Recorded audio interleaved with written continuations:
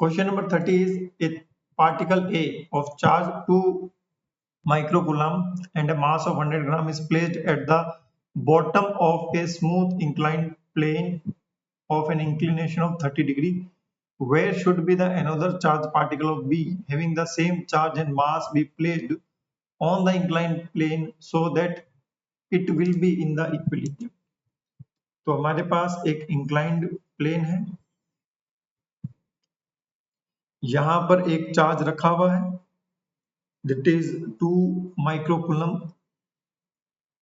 और यहां पर मैं एक चार्ज रखना है that will be also 2 microcoulomb, same charge रखना है ना।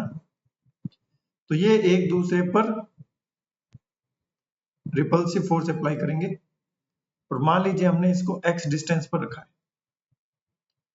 कितनी डिस्टेंस पर रखना है वो हमें बताना है। ये है मान लीजिए इसका mg, this angle is theta. mg के दो कंपोनेंट हो जाएंगे, एक तो हो जाएगा mg cos थीटा, एक हो जाएगा mg sin theta. So this is mg cos theta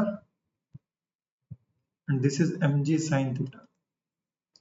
तो ये चार्ज पार्टिकल इक्विलिब्रियम में है, तो Fe will be equal to mg sin theta. तो mg sin theta will be equal to Fe, mass दे रखा है 100 ग्राम, इंटू जी है अपना 9.8,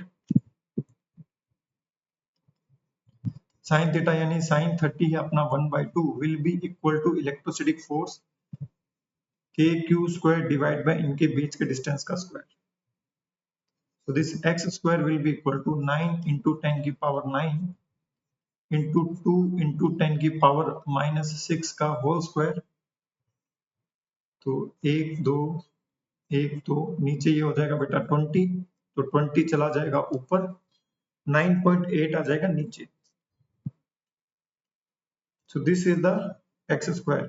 So यहाँ से जब आप कैलकुलेट करोगे x का value, it will be 0.27 metre, है ना, रूट लगा के आंसर निकालना।